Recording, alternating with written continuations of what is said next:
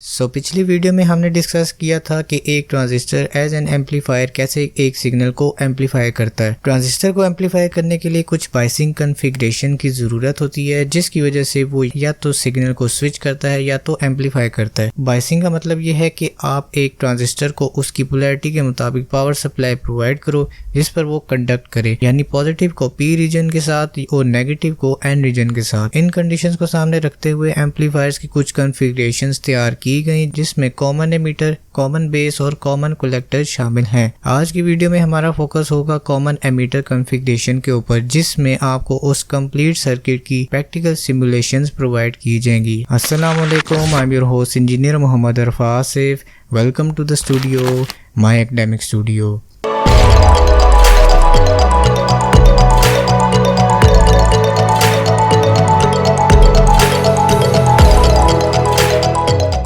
Based on the queries of our audience, इस video में उन क्यूरीज को सामने रखते हुए आई होप आपके सब डाउट्स क्लियर हो जाएंगे। अगर मैं सिनेरियो की बात करूं तो ये एक एनपीएन ट्रांजिस्टर का स्ट्रक्चर है। यहाँ पर अगर मैं इन एन और पी टर्मिनल्स पर बैटरी का कनेक्शन करूं तो एन के साथ नेगेटिव और पी के साथ बैटरी का पॉजिटिव टर्मिनल है, तो ये केस आएगा कि ये साइड हमारी फॉरवर्ड बाइस्ड हो गई। अगर दूसरी साइड पर मैं एन को पॉजिटिव बैटरी टर्मिनल के साथ कनेक्ट कर दूं और पी को नेगेटिव बैटरी टर्मिनल के साथ कनेक्ट कर दूं तो ये केस आएगा एक रिवर्स बायसिंग का। अब इसमें मेंशन कर देते हैं ट्रांजिस्टर के कलेक्टर, बेस और एमीटर टर्मिनल्स। अगर पिछले सिनेरियो को रिपीट करें तो ये वो चीज है जिसमें फॉरवर्ड और रिवर्स बायसिंग मैंने बताई। यहाँ पर उस एनपीएन और कलेक्टर, बेस और एमीटर का नाम दे दिया। कलेक्टर से बेस की तरफ जो बैटरी लगी है वो रिवर्स बायस है क्योंकि वो पोलैरिटी चेंज है। एमीटर से बेस पे जो बैटरी लगी है वो फॉरवर्ड बायस है क्योंकि पोलैरिटी सेम है। यहाँ पर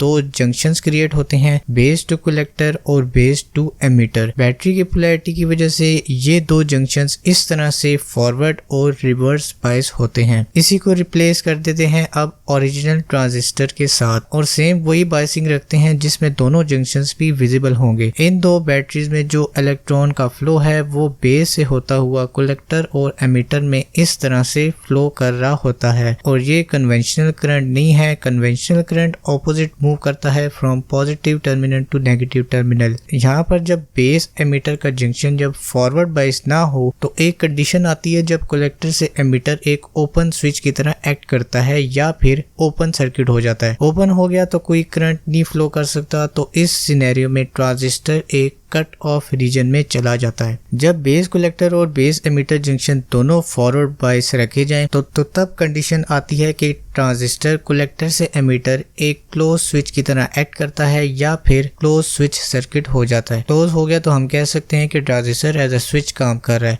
थर्ड सिनेरियो की बात करें तो ये वो सिनेरियो है कि जब ट्रांजिस्टर का base emitter junction forward bias हो और बेस कलेक्टर रिवर्स बायस हो, तो इस केस में आपका ट्रांजिस्टर फुल एक्टिव रीजन में चला जाता है और इस रीजन में जाने के बाद ट्रांजिस्टर एज एन एम्पलीफायर काम करने लग जाता है। तो इन एम्पलीफायर्स की कुछ स्पेसिफिक कॉन्फ़िगरेशन होती हैं जिसको डिफरेंट प्रोजेक्ट्स के लिए ऑपरेट किया जाता है, जिनमें से 3 कॉन्फ़िगरेशन मोस्टली यूज होती हैं और इन 3 में से हम कॉमन एमीटर एम्पलीफायर की कॉन्फ़िगरेशन को डिस्कस करेंगे। हर एम्पलीफायर में एसी और डीसी सिग्नल कंबाइन होकर ऑपरेट करते हैं। कॉमन एमीटर एम्पलीफायर एक ऐसा सर्किट है जिसमें ट्रांजिस्टर के एमीटर को कॉमन किया जाता है दोनों बैटरी टर्मिनल के साथ। इस एम्पलीफायर में बेस पर इनपुट दिया जाता है और कलेक्टर पर आउटपुट लिया जाता है और वो आउटपुट एक इन्वर्टेड आउटपुट होता है, यानी इनपुट को 180 डिग्री का फेज शिफ्ट मिलता है और कलेक्टर में वो सिग्नल हमें इन्वर्ट होके मिलता है। तो let's see the main circuit, जिसमें आपको उसके कंपोनेंट्स के साथ उसकी फंक्शनिंग भी प्रोवाइड की गई है और उसमें देखा जाएगा एक इन्वर्टेड सिग्नल कैसा होता है। तो ये है हमारा सर्किट जो कि एक कॉमन एमीटर एम्पलीफायर है। इस सिनेरियो में हमें एक सबसे पहले एनपीएन ट्रांजिस्टर चाहिए होगा, देन इसके साथ कुछ रेजिस्टर्स जिनकी वैल्यूज विजिबल हैं, फिर कुछ कैपेसिटर्स और देन एक एक्सटर्नल डीसी बैटरी। एम्पलीफायर की बात करें तो इसको जो इनपुट दिया जाता है वो है एक एसी सिग्नल और एक एम्पलीफायर सर्किट में एसी और डीसी दोनों सिग्नल्स काम कर रहे होते हैं। इनपुट में हमने एक 10 मिलीवोल्ट का सिग्नल देना है। ये सिग्नल जाएगा एक कैपेसिटर में जो कि एक पोलर कैपेसिटर है। इसको हम कपलिंग कैपेसिटर कहते हैं क्योंकि ये कैपेसिटर एक AC और DC सर्किट को आपस में जोड़ते हैं, यानी कपल करते हैं, कनेक्ट करते हैं।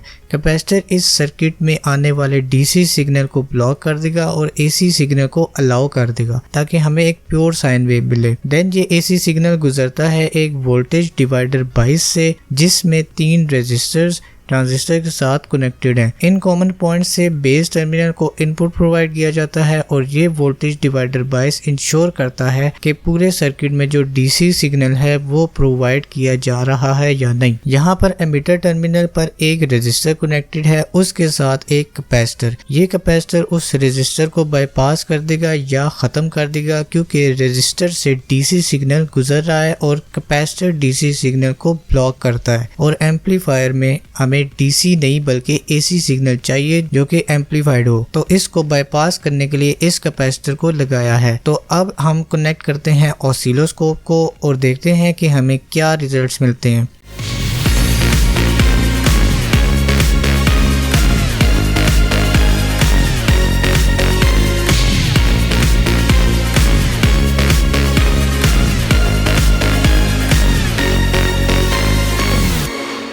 ये है वो येलो कलर में इनपुट सिग्नल जो कि 10 मिलीवोल्ट्स का है और ब्लू कलर में हमें एक इन्वर्टेड साइन वेव यानी एक प्योर एम्पलीफाइड सिग्नल मिल रहा है। इनपुट दी थी हमने 10 मिलीवोल्ट्स की और आउटपुट हमें मिल रही है तकरीबन 800 मिलीवोल्ट्स की। यहाँ पर हमें इन्वर्टेड आउटपुट मिलने की वजह ये है कि बेस करंट इंक्रीज करें तो कलेक्टर करंट भी इंक्रीज होता है। कलेक्टर करंट इंक्रीज हुआ तो जाहिर है कि ट्रांजिस्टर ऑन स्टेट में आ गया। यहाँ पर कलेक्टर रेजिस्टर RC में एक वोल्टेज ड्रॉप आ जाता है। ये वोल्टेज ड्रॉप कलेक्टर में आने वाले वोल्टेजेस को उस पॉइंट से भी डाउन कर देता है जहां पर ट्रांजिस्टर का एक ऑपरेटिंग पॉइंट होता है जिसको हम Q पॉइंट भी कहते हैं। ये जो वेरिएशंस आती हैं वोल्टेज ड्रॉप्स की, इसकी वजह से कलेक्टर से एमिटर में जाने वाले वोल्टेजेस भी कम हो जाते हैं और इन वोल्टेजेस का कम होना हमें आउटपुट में एक इन्वर्टेड AC सिग्नल प्रोवाइड करता है। कॉमन एमिटर एम्पलीफायर के सर्किट आप इस सिनेरियो में भी देख सकते हैं जिसमें करंट का फ्लो कुछ इस तरह से नजर आ रहा है। वोल्टेज मैंने यहाँ पर 220 वोल्ट्स जो कि लेने नहीं चाहिए, एनिमेशन नजर ना आने की वजह से मैंने वैल्यू ज्यादा कर दी थी। आपने बिल्कुल ये वैल्यू नहीं लेनी, ये जस्ट आपको समझाने के लिए बनाया गया। तो यहाँ से करंट बेस की तरफ पुश कर रहा है और एमिटर से ड्रेन आउट हो रहा है और कलेक्टर से हमें एक इन्वर्टेड सिग्नल प्रोवाइड कर रहा है। तो ये था हमारा आज का सेशन जिसमें आई होप आपको ट्रांजिस्टर की बाइसिंग से और कॉन्फ़िगरेशन से रिलेटेड कोई डाउट्स नहीं होंगे। वीडियो अच्छी लगी है तो kindly like, comment, share. If you are a unique viewer then please don't forget to hit that subscribe button and notification bell to stay tuned with more of my upcoming videos. Take care of yourself. फी अमान अल्लाह। Good bye.